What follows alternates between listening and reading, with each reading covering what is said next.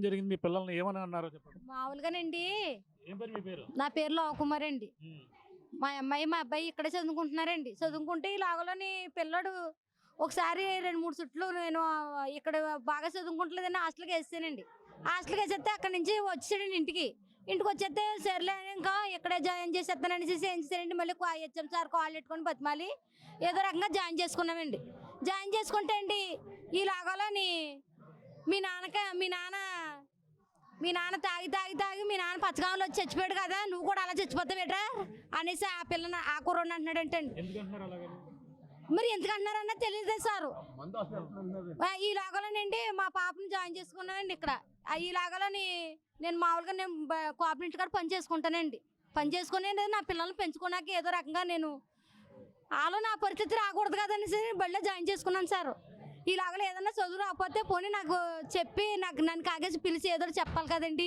ఇలాగలో మీ అమ్మ కడుక్కుంటుంది కదా చెప్పలో, నువ్వు అలా గడుకోయా ఎందుకే బళ్ళోకి రావడము, నువ్వు చెప్పులు కడుక్కొని బతకొచ్చు కదా, ఎందుకే మమ్మల్ని ఇంటికి వచ్చి మమ్మల్ని ఇబ్బంది పెడుతున్నారు. ఎందుకంటే పాప ఇక్కడే ఉందండి, పాపని అడగండి ఒకసారి.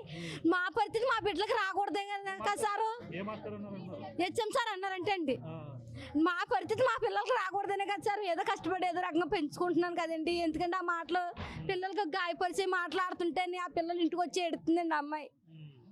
ఆ మాట అడగనాకనే వచ్చాను సార్ నేను, లేకపోతే నేను అసలు ఎల్లంటుందండి. ఇదిగోండి ఇక్కడ ఉంది కదండి పాప ఇక్కడ ఉంది, మాట్లాడండి ఒకసారి. అది ఏమన్నది అన్నారు అదే చెప్తుంది.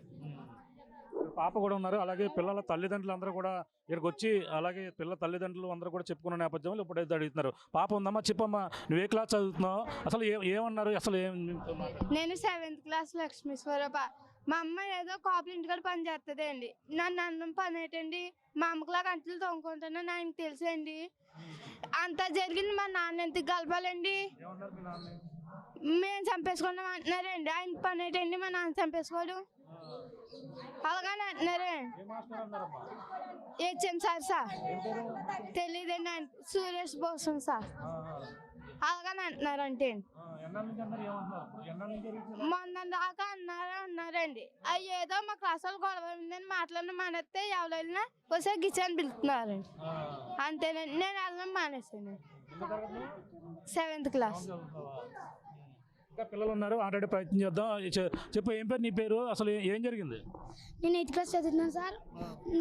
నా పేరు ఇసుకపర్తి సతీష్ కుమార్ సార్.